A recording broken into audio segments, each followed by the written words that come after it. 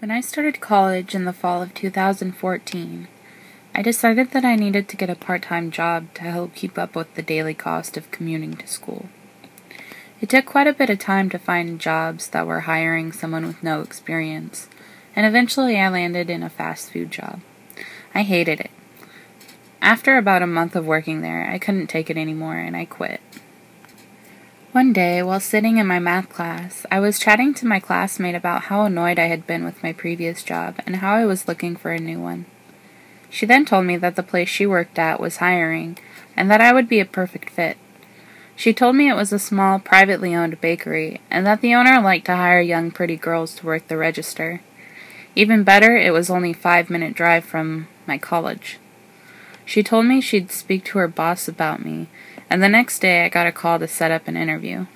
When I went in for the interview, I met the owner, Tasha, who was a young, pretty woman. She gave me the quick rundown on how the store was run, and explained to me that the employees almost always worked alone due to the fact that all of the baked goods were made in the morning by the bakers, and all the employees had to do was decorate them with frosting in the kitchen if they ran out of the goods up front. This seemed easy enough, and after filling out some paperwork, she told me to come in for training the next week. The job was exceptionally easy. After about 2 weeks working there, I really started to get the hang of things. Because of how often I worked with customers, I started to develop a really cheery attitude, and was very friendly to people, even if they weren't always friendly to me. I enjoyed running the shop alone because I tend to feel stressed when I have a manager standing over my shoulder constantly. On top of that, I always felt safe because we had multiple cameras throughout the bakery. The feeling of safety that I had was gone after about 2 months of working there. I usually worked the evening shifts, which meant that I was the person who closed down the shop at night and cleaned everything up. One night, around 7 p.m., I was sitting alone in the dining area, folding some boxes. No customers had been in for about 40 minutes, and I was lost in the monotony of work. Suddenly, I heard the loud ding of the door opening, and a man walked into the shop. "Hi, welcome. How can I help you today?" I said as I walked behind the counter to wash my hands. "Oh, give me a moment. I'm just looking," replied the man. This was not uncommon, so I brushed it off and told him to take his time. After a few minutes, I started to get a strange feeling. The man was staring through the glass, but every few seconds he would glance at me quickly and look back to the sweets. I asked him once again if he needed any help, and he replied no. A few more minutes passed, and I became more uneasy. Just then, a few more customers walked in, and he waved them ahead of him, and I began to serve them. Once they left, he walked back up to the counter and towards the cash register. He leaned towards me a bit. "You have really beautiful eyes," he said, smiling. I will never forget that smile. It was one of the creepiest things I've ever seen. He exposed only his top teeth, continuing to stare at me, and kept licking his lips over and over. Thanks? Can I get you anything?" I asked. He ignored my question. "What times does the shop close?" 8 p.m., I replied. "Do you have any plans after work?" he asked. "Yes, I've got to go home and feed my dogs," I lied. "Would you be interested in going somewhere with me tonight?" he asked. His smile was widening. "No, thank you." I glanced up at the camera, pointing down at us, and he looked upwards and directly into the lens, and then back at me. "Do you have a boyfriend?" "Yes, I do," I responded. "Come on, sweetheart, you don't have to lie to me." At this point, I was becoming seriously freaked out by this guy. "Let's go somewhere after you get off work." "No, thank you," I said firmly. "Why not?" he questioned, his smile fading from his mouth. "Because I have just told you I have a boyfriend, and it would be inappropriate. I'm going to have to ask you to buy something or leave," I said, my voice sounding rather trembly. "Oh, all right. Can I have a vanilla cupcake with pink frosting, please?" I glanced over at the racks to check to see if we had any out. We did not. "Yes, just one moment," I replied. I walked into the kitchen as quickly as possible without breaking into a sprint. I frosted a cupcake and brought it right out as fast as possible, boxed it up, and asked for payment. He swiped his credit card, and the payment was accepted. He continued staring at me. "Do you need something else?" I asked, as I could feel my chest getting tight and my face getting hot. "Can I have your number?" he asked with a slight grin. "No, I don't share my number with customers." He then stared directly into my eyes for a few more seconds, his hands in his pockets.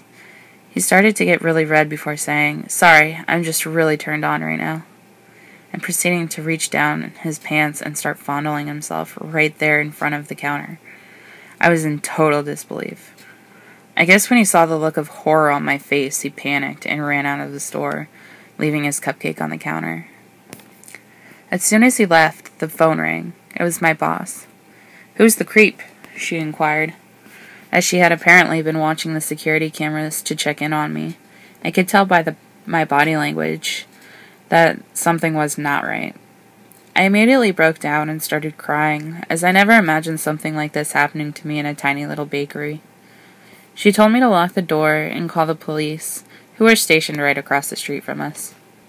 My boss arrived about 30 minutes later, and the police were already there talking with me when she got there. They asked her to pull the security footage, and when we watched it, we saw that every time I had stepped into the kitchen to help other customers, he was fondling himself while their backs were turned.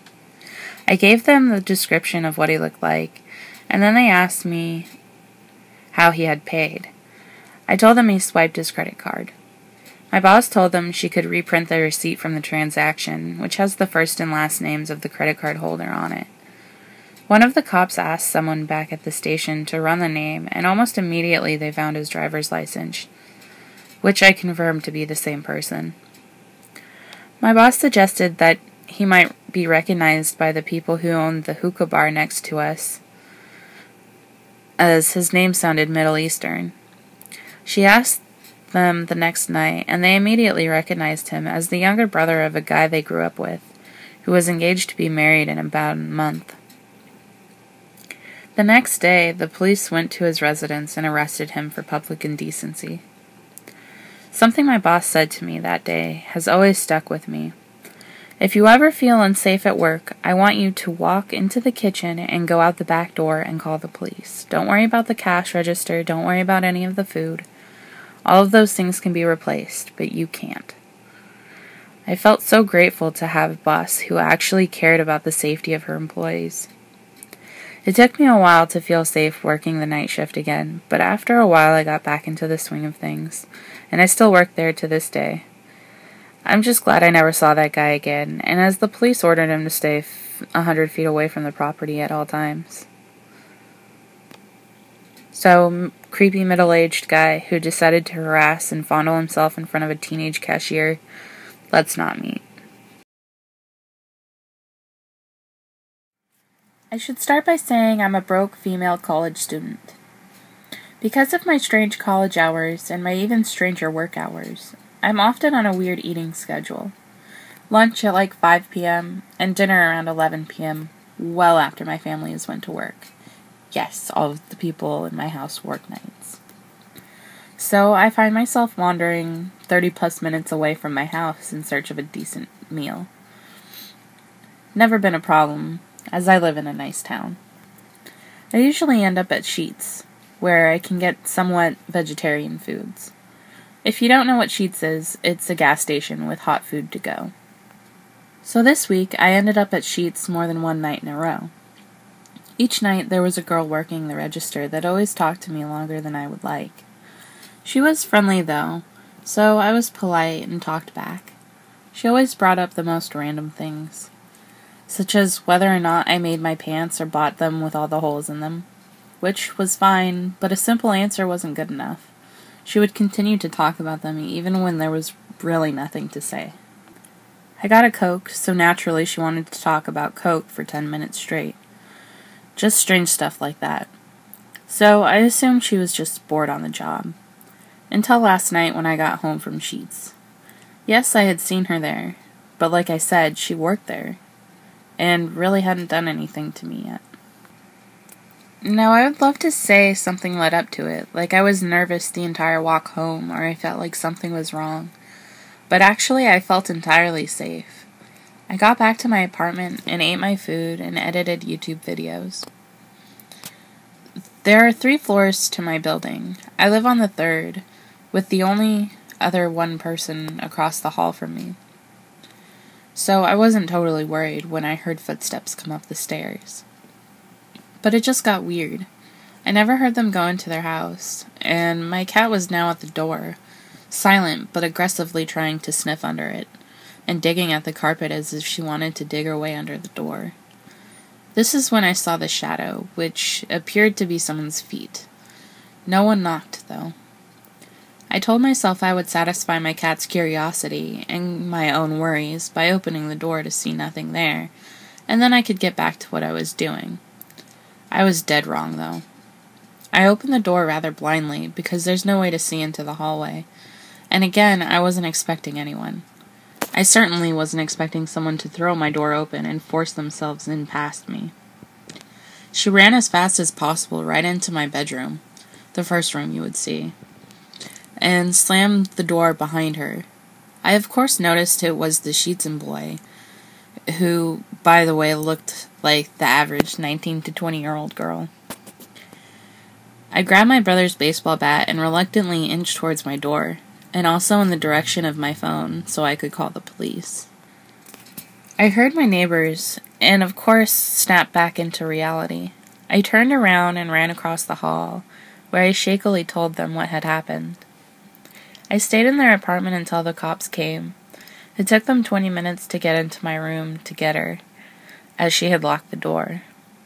What they found chills me to the bone, mostly because I hadn't noticed her carrying anything with her.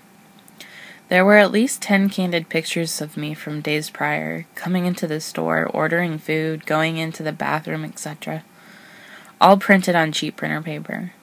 What scares me the most of all is that some of them were from weeks prior, before she had actually talked to me or even had register duty.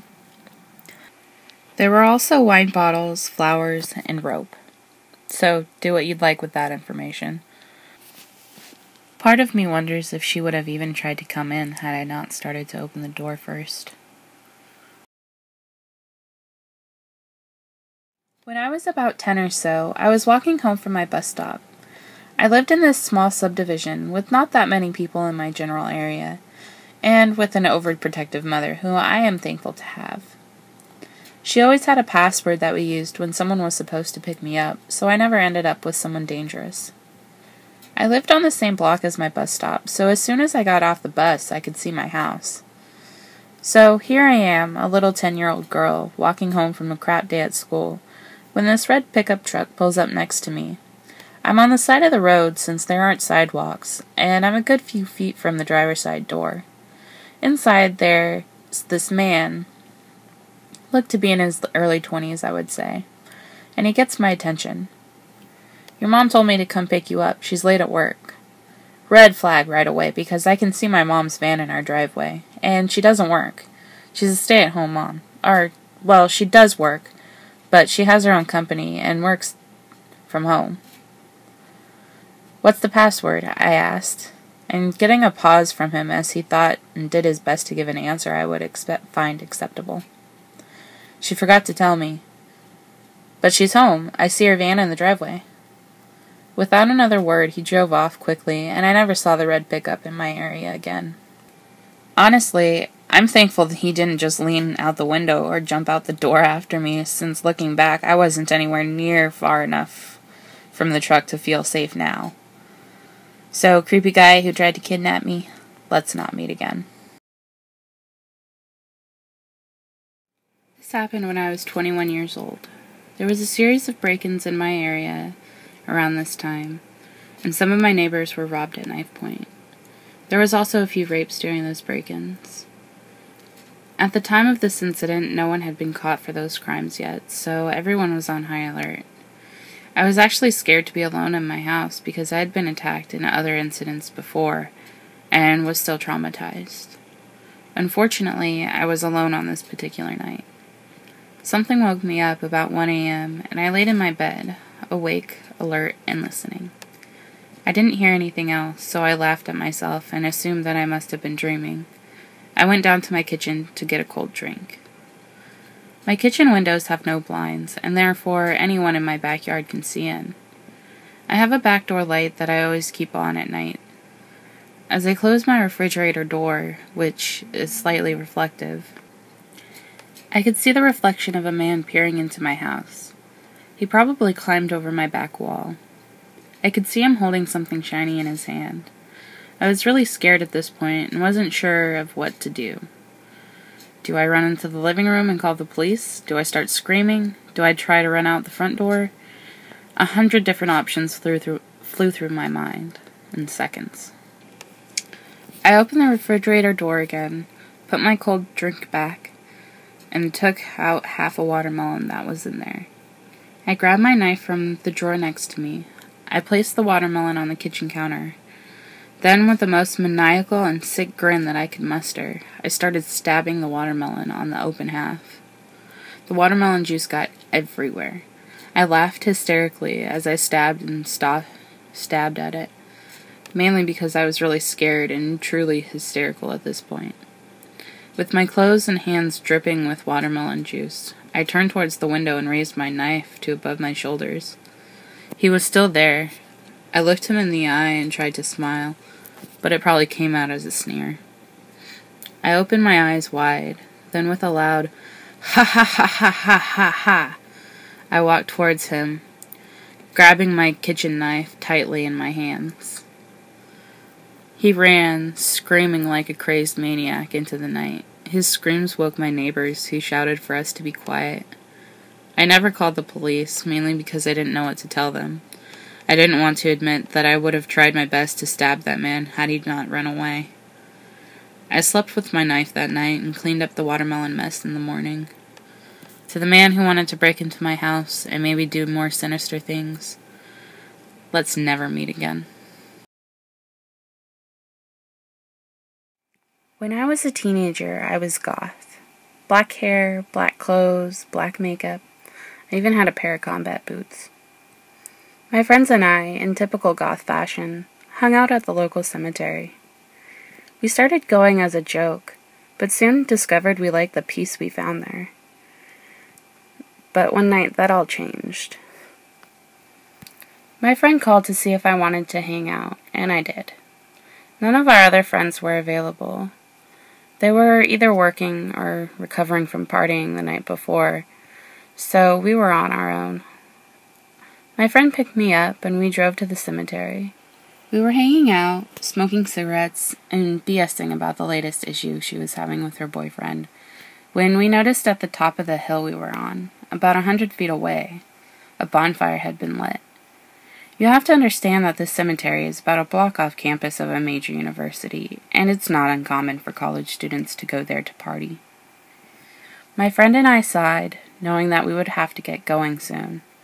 It was illegal to be in the cemetery after dark, and we knew the police would show up because some jerks had decided they needed a bonfire. We decided to finish our cigarettes and then take off. Just then, the most horrible stench came wafting down the hill from the direction of the bonfire. My friend gagged and covered her mouth, and I groaned and said, "What the hell?" My friend shook her head, saying, "I don't know what they're doing, let's just leave." We get in the car, and one of us suggested, I honestly don't remember who, maybe we should just go up and see what they're doing. My stomach turned, and a cold shiver went through my body. My friend must have had the same feeling, because at the same time, we both said, "No, we should leave." My friend turned the car on, switched on her headlights, put the car in reverse, and looked over her shoulder before starting to back up. I was still looking up the hill. A figure stepped in front of the bonfire. I could only see a silhouette, but I was sure whoever it was watching us. A feeling of terror hit me, and I said, "Go, go, go," getting louder and more panicked with each word. My friend looked back up the hill for a second, and just as the figure took a step towards us, she slammed on the gas and peeled out, going in reverse down the hill. She rammed the gear shift into drive, and we were out. We didn't say anything for a while until she said, "What the hell were they burning?" I shook my head. I don't know. She dropped me off at home, and I went to bed. The next morning, I woke up and went out to the kitchen. My mom was there drinking her morning coffee, and I joined her. We talked about our job for a bit, then she suddenly comes out with, "Did you hear what happened last night?" I shrug and say no. I had just gotten up. She tells me that a woman she worked with was kidnapped from the parking garage. "Oh my God," I say, "did they find her?" "Yes, but too late," she replies. "Whoever took her raped her and murdered her. They found her this morning up in the cemetery. He had tried to dispose of her body in a bonfire." I froze. My brain was going a mile a minute, the realization slowly creeping up. That's what that smell was. Needless to say, I never hung out at the cemetery at night again. I think back to our decision to leave instead of investigating the fire. That one decision could have changed everything. Dark silhouette in the bonfire. Let's not meet.